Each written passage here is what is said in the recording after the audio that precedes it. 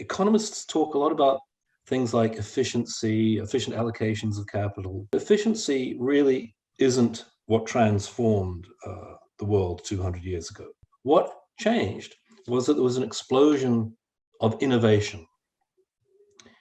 Humans started finding, or at least certain humans, a certain part of the world, started finding new ways of doing things, much better ways of doing things. This was essentially the Industrial Revolution. And it just built and built and built. If we want to sustain this amazing progress, we really need we need to sustain innovation.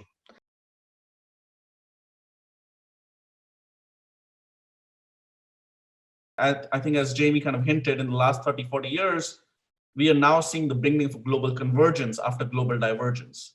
Then on the political and social side, what makes Indian growth or wealth creation sustainable is that India is a democracy. One of the ways that you make a modern nation state stable, or to kind of use some fashionable lingo of these days, anti-fragile, is to be democratic.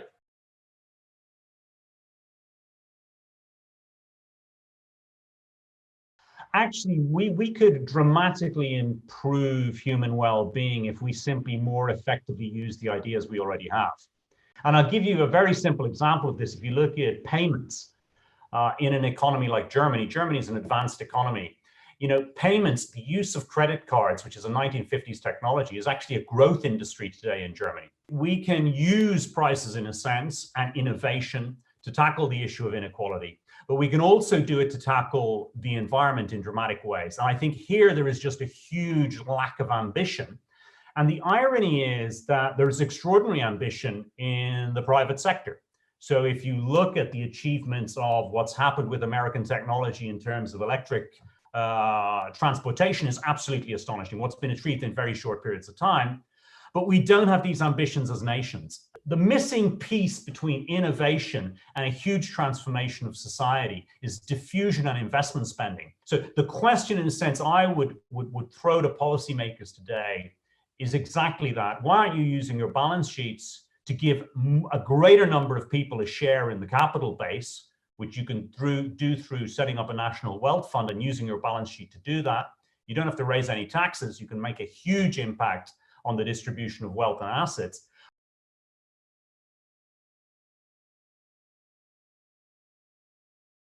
We must avoid being nostalgic about poverty. A subsistence farmer, you wake up every morning and you know what you've got to do. You've got to scratch a living out of the dirt. And so you don't have many existential questions. You don't wonder, what should I do with my time? What's the point of it all? And so on. You know what to do. And as you get richer, you can ask more questions and you can do this, and that creates, that can kind of create anxieties and trouble. So it's true that there are all sorts of, there's this expression, first world problems, or rich, and I think that's a real phenomenon, but we ought to take it as the joke it is. I mean, these are good problems to have. In the West, and I think it's coming everywhere, we've gone through not just enormous economic progress, but revolutionary social change in the last century. These are transformative changes, and we haven't adapted to them perfectly. We don't quite know how to order our lives.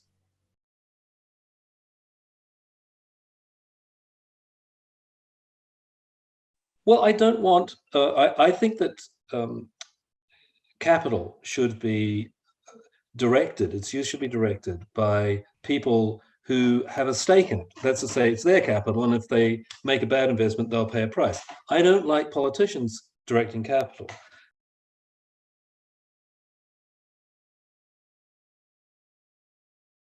And for India, even though we are friends with the Western liberal democracies, we cannot have all our data on Western servers. 1.4 billion people are not going to become a digital colony. There needs to be active industrial policy, I'll say the word, this is a kind of bad word, about the internet.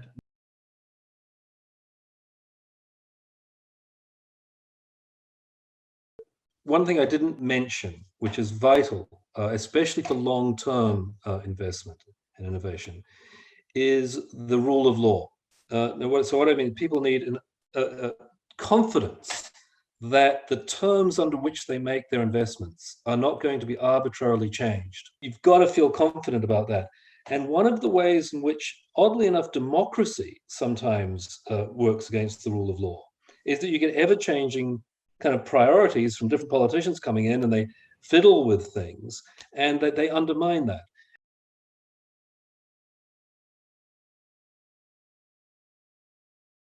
There's an extraordinary shift in culture in the behavior of global corporations to take into account environmental and social governance. And it's a very, very deep cultural change that's occurring within the private sector.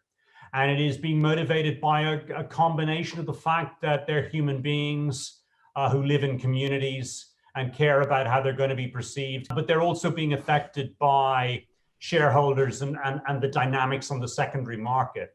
And I think everybody is grappling. There are big challenges of measurement, but they're no greater a challenge of measurement than any other measurement challenge that we face.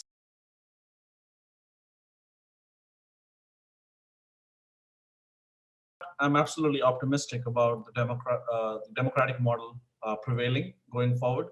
I think the people are realizing that they've made a mistake in terms of letting the Chinese develop economic sinews of power, which they're now using, misusing, abusing in various ways. I don't think that's entirely irreversible.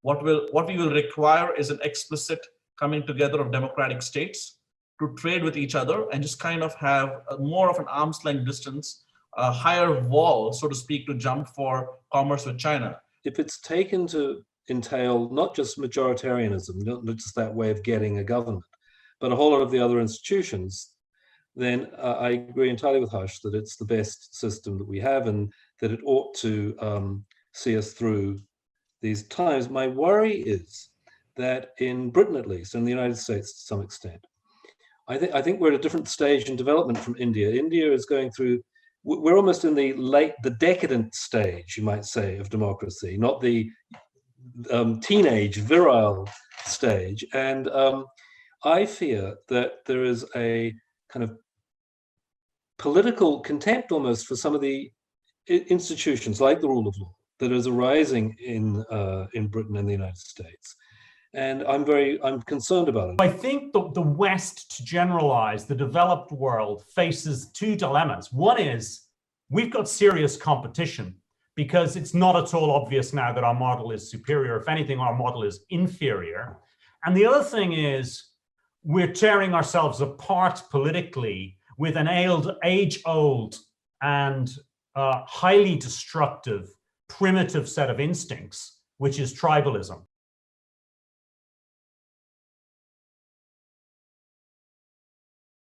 There's no trick here.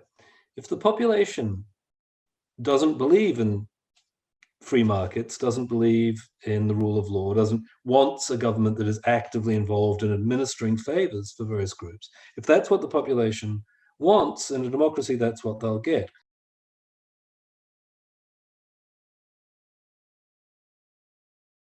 It'll be probably the world's largest economy by the middle of the century, if not latest by the second half of the century. And I think the leadership will be that India will largely work in the current international model. It is not a revisionist power in terms of the international order. It's very happy to strengthen. However, for that to happen, we have to understand that economics is political economy. It's part of a larger context. And if there are powers like the Chinese, because remember, the Soviet Union was not part of the global commercial system in the last Cold War. In this Cold War, we are deeply integrated. So how do we kind of keep China in while still having a certain penalty for them not being democratic in terms of economics? And I think India will provide a very strong leadership in that.